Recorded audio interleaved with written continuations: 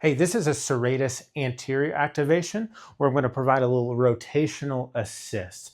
So I'm going to start, and the side I'm working is going to be kind of in this position. My other hand is going to come underneath, and I'm just going to give a light rotational pull towards me. Not a lot, just a light assist as I scoop up and forward. And so I'm scooping the arm up and forward as I draw it into rotation with the other hand.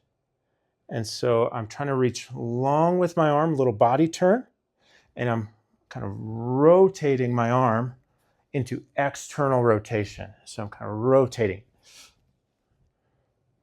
arm nice and long.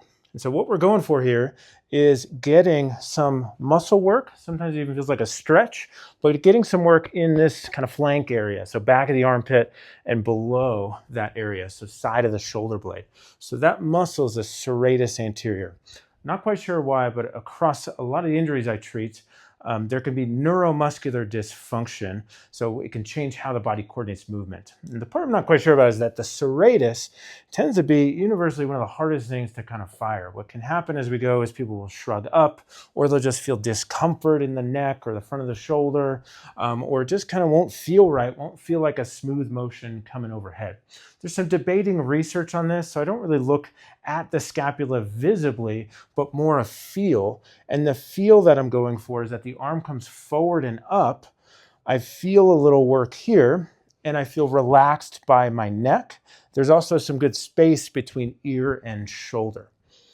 One thing I find helps facilitate this is a little body turn, because the scapula, the shoulder blade, moves forward as it moves up.